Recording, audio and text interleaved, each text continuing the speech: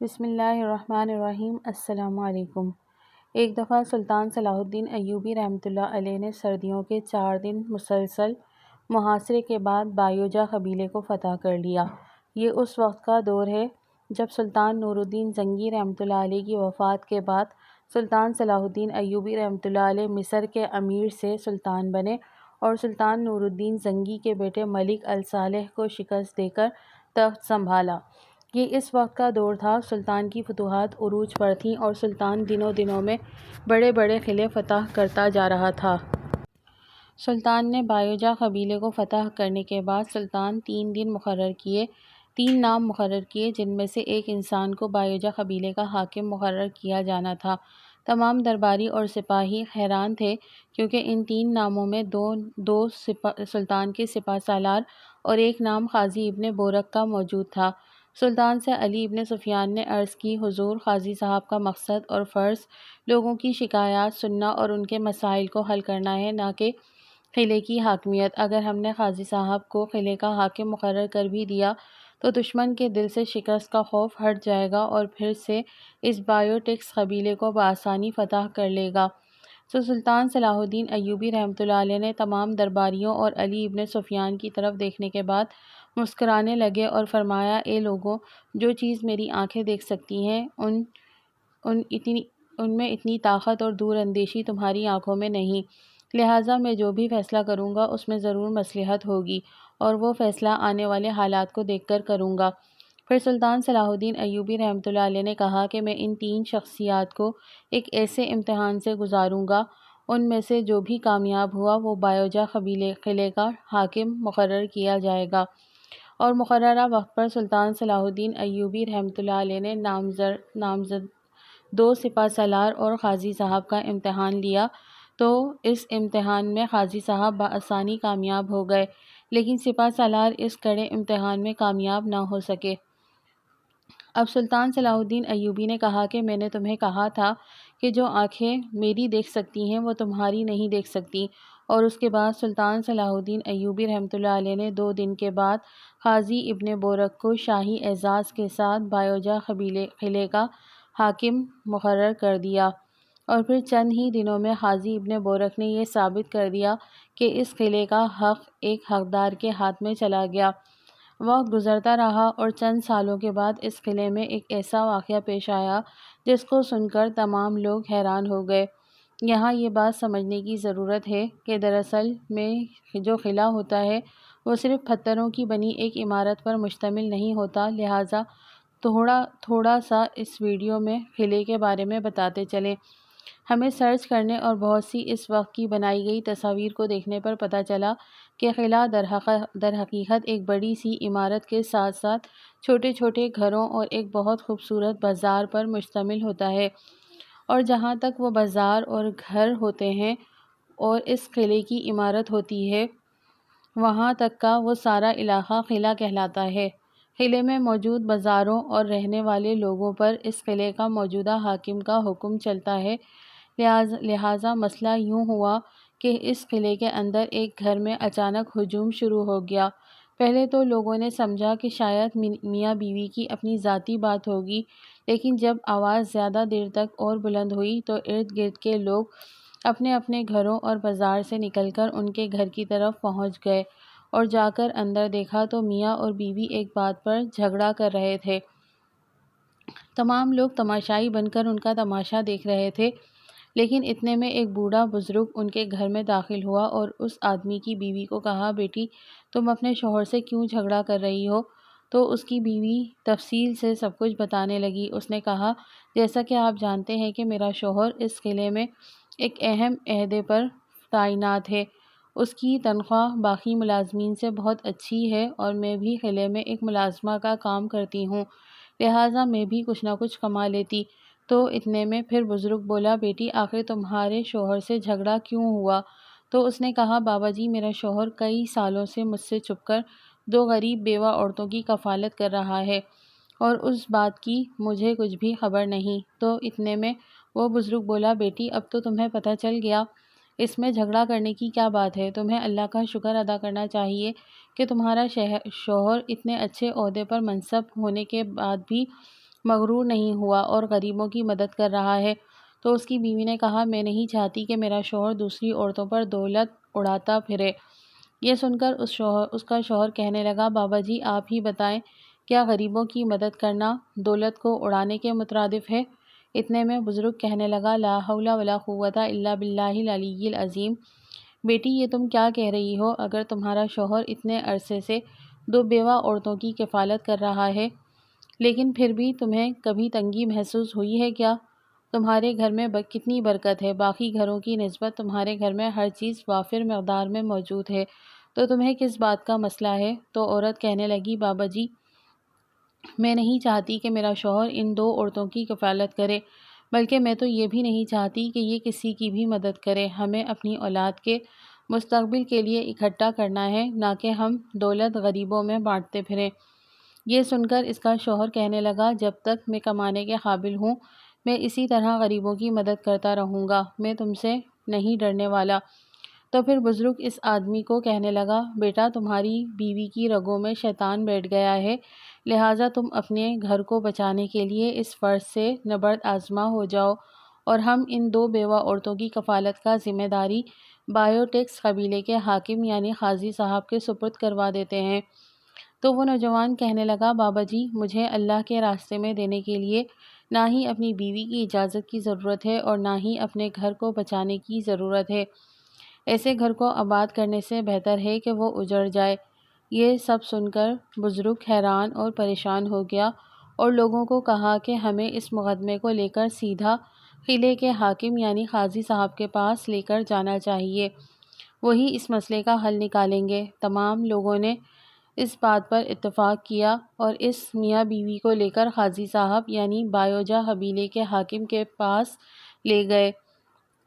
چونکہ اب بایوجا قلعے کا حاکم ایک بہت بڑا حاکم بن چکا تھا، لیکن پھر بھی وہ لوگوں کے مقدمات سنتا اور قاضی ہونے کے ناطے اپنے فرض کو نبھاتا اور ساتھ میں قلعے کی ذمہ داریوں کو بھی نبھاتا، اور اسی طرح اس قاضی صاحب نے لوگوں کے دلوں میں بہت جلد محبت پیدا کر لی تھی اور قلعے کے تمام لوگ اس سے بہت خوش تھے۔ جب یہ مقدمہ قاضی صاحب کے پاس پہنچا تو قاضی صاحب نے ساری بات تفصیل سے سنی اور سب سننے کے بعد اس عورت کو ہدایت کی کہ تمہیں تو اللہ کا شکر ادا کرنا چاہیے کہ تمہارا شوہر ایک نیک دل اور سخی انسان ہے، اتنے بڑے عہدے پر منصب ہونے کے بعد بھی وہ لوگوں کی مدد کرتا ہے۔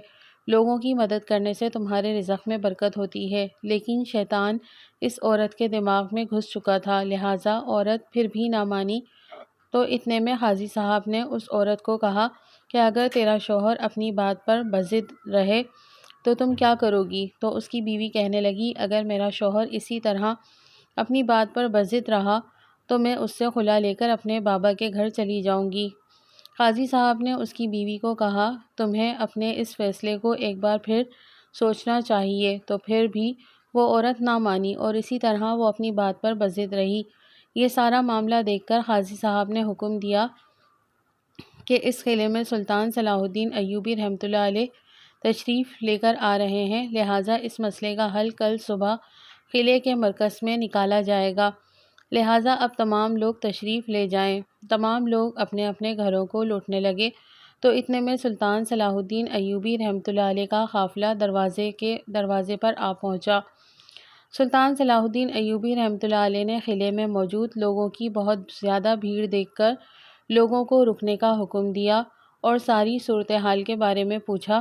تو اتنے میں قاضی ابن بورق بولنے لگا، سلطان معظم، اس عورت کا شوہر اس سے کئی سالوں تک چھپا چھپا کر 2 بیوہ عورتوں کی کفالت کرتا رہا، اور جب اس بات کا پتہ اس کی بیوی کو پتہ چلا تو اس نے کہا کہ یا تو میرا شوہر ان دونوں کی کفالت کا ذمہ داری ختم کر دے یا پھر میں اس سے خلا لے لوں گی۔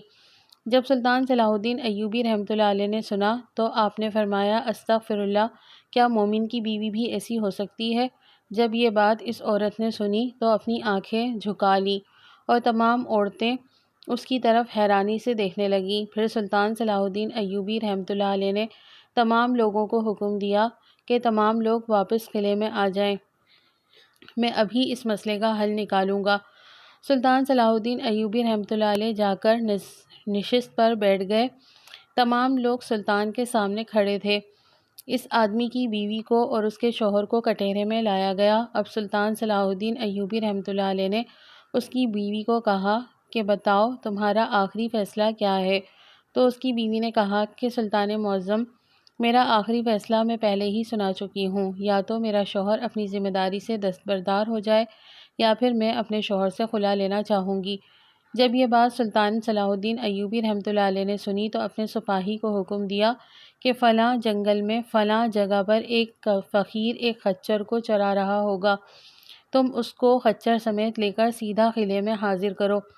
سپاہی اپنے گھوڑے پر سوار ہوا اور جنگل کی طرف روانہ ہو گیا، لیکن تمام لوگ بڑا حیران تھے کہ آخر اس مقدمے کے دوران اس بوڑھے فقیر کو اپنے خچر کے ساتھ قلعے میں بلانے کے پیچھے آخر ہمارے عظیم سلطان صلاح الدین ایوبی رحمۃ اللہ علیہ کا کیا مقصد ہے؟ تمام لوگ حیرت زدہ نظروں سے سلطان کو دیکھ رہے تھے۔ چند لمحوں کے بعد وہ بزرگ فقیر اپنے خچر کے ساتھ اس قلعے میں داخل ہوا۔ خچر کے چلنے کے انداز سے ہی پتہ چل گیا کہ اس کا خچر نابینا تھا۔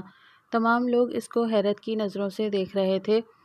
سلطان صلاح الدین ایوبی رحمۃ اللہ علیہ نے فقیر کو کہا، اپنی کہانی سناؤ۔ تو وہ بزرگ کہنے لگا، سلطان معظم، جوانی سے یہ خچر میرے ساتھ تھا اور میں اس برفباری کا کام لیتا تھا اور میں اس سے بہت فائدہ اٹھاتا رہا، لیکن چند سال پہلے اس خچر کو کوئی عجیب بیماری ہوئی جس کی وجہ سے اس کی بینائی چلی گئی اور یہ اندھا ہو گیا۔ اگر میں چاہتا تو اس خچر کو یا تو آدھی قیمت پر بازار میں فروخت کر دیتا یا پھر اس سے جنگل میں جا کر چھوڑ دیتا، کیونکہ یہ تو اب میرے کسی کام کا نہیں تھا اور الٹا مجھے اس کے چارے کا بندوبست بھی کرنا پڑتا ہے۔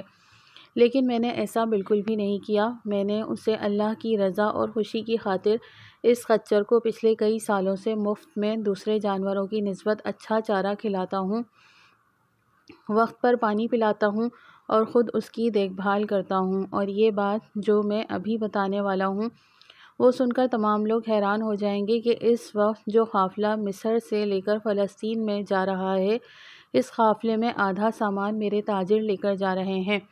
جب یہ بات اس فقیر نے کہی تو تمام لوگ بڑے حیران ہو گئے کہ شکل سے دکھنے والا ایک عام فقیر جس کے پاس ایک نابینا خچر ہے، وہ اتنا امیر آدمی کیسے بن گیا؟ تو اتنے میں وہ پھر فقیر کہنے لگا کہ جب تک یہ خچر صحت مند تھا اور میں اس پر سامان لاتا تو اس وقت میں سارا دن محنت کے باوجود چند سکے کما پاتا، جس سے 2 وقت کی روٹی کا بندوبست بڑی مشکل سے ہوتا تھا۔ لیکن جب سے یہ خچر بیمار ہوا اور اس کی بینائی چلی گئی اور جب سے میں اس کی خدمت کرنے لگا تو اللہ تعالیٰ نے میری مزدوری کو میرے کاروبار میں بدل دیا اور میرے کاروبار میں اتنی برکت ہوئی کہ میں دن دگنی رات چگنی ترقی کرنے لگا اور آج میرے پاس 100 گھوڑے پر مشتمل گھوڑوں کا استبل ہے۔ میرے پاس بڑے بڑے بھیڑوں کے ریوڑ ہیں جن کو چرانے کے لیے میں نے مزدور مقرر کیے ہوئے ہیں، اور بازار میں بہت ساری دکانیں صرف میری تجارت کے لیے استعمال ہوتی ہیں۔ لیکن میں صرف ایک راز جان چکا تھا کہ یہ سب اللہ تعالیٰ نے مجھے اس خچر کی خدمت کے بدلے دے رہا ہے، لہٰذا اگر میں چاہتا تو اس خچر کی خدمت کے لیے کسی مزدور کو مقرر کر سکتا تھا، لیکن میں نے سارے کام مزدوروں سے کروانا شروع کر دیے، لیکن خود ابھی اتنی دولت ہونے کے باوجود اس خچر کی خدمت میں خود کر رہا ہوں، اور اسی خچر کی خدمت کے بدلے میرے کاروبار میں برکت ہونے لگی اور میں ایک عام سے مزدور سے ایک بہت بڑا کاروباری بن گیا جس کے نیچے سینکڑوں تاجر کام کرتے ہیں۔ اور سب سے بڑی بات، جو سکون مجھے زندگی میں نہیں ملا تھا، اب وہ سکون مجھے اپنے ہی گھر میں ملتا ہے۔ جب یہ بات سلطان صلاح الدین ایوبی رحمۃ اللہ علیہ نے سنی تو تمام لوگوں سے مخاطب ہوئے اور کہا کہ جب اللہ تعالیٰ ایک خچر کی خدمت کرنے پر اپنے اس گناہگار بندے کو اتنا نواز سکتا ہے تو آپ بتائیں اے میری بہن، اگر تم اپنے شوہر کو ان 2 بیوہ جن کا کوئی سہارا نہیں، جن کو کما کر دینے والا کوئی شوہر نہیں، اگر تمہارا شوہر ان کی کفالت کر رہا ہے تو سمجھو کہ اللہ تعالیٰ تمہیں اس دنیا میں اور آخرت میں کتنا اجر دے گا۔ کیا کبھی تم نے سوچا؟ تو یہ باتیں سن کر وہ عورت اسی وقت رونے لگی اور کہا، سلطان معظم، میں اپنے کیے پر بے حد شرمندہ ہوں۔ میں اپنے شوہر سمیت تمام لوگوں سے اور حتیٰ کہ ان 2 بیوہ عورتوں سے معافی مانگنے کے لیے تیار ہوں، اور میں آج سے وعدہ کرتی ہوں کہ اب نہ صرف میرا شوہر ان 2 بیوہ عورتوں کی کفالت کرے گا بلکہ میں خود ان کو اپنے گھر میں لے آؤں گی اور خود میں ان کی بیٹی بن کر خدمت کروں گی۔ جب یہ بات اس عورت نے کہی تو سلطان صلاح الدین ایوبی رحمۃ اللہ علیہ مسکرانے لگے اور کہا، اس کا اجر تمہیں اللہ بہت جلد دے گا۔ اور اسی طرح سلطان صلاح الدین ایوبی رحمۃ اللہ علیہ کی عقلمندی کی وجہ سے ایک بہت بڑا گھر تباہ اور برباد ہونے سے بچ گیا، اور تمام لوگ سلطان کی عقلمندی کو دیکھ کر بڑے حیران ہو گئے، کیونکہ جس عورت کو ایک بزرگ اور حتیٰ کہ قلعے کا حاکم اور عقلمند دانا قاضی بھی نہیں سمجھا سکا، اس کو سلطان صلاح الدین ایوبی رحمۃ اللہ علیہ نے اپنی عقلمندی سے ایک سیدھے راستے پر لا کر کھڑا کر دیا۔ اور اس کے بعد سلطان کے اس فیصلے سے اس قلعے میں پہلے سے بھی زیادہ خوشحالی، امن اور ایک دوسرے میں لوگوں میں محبت بڑھ گئی۔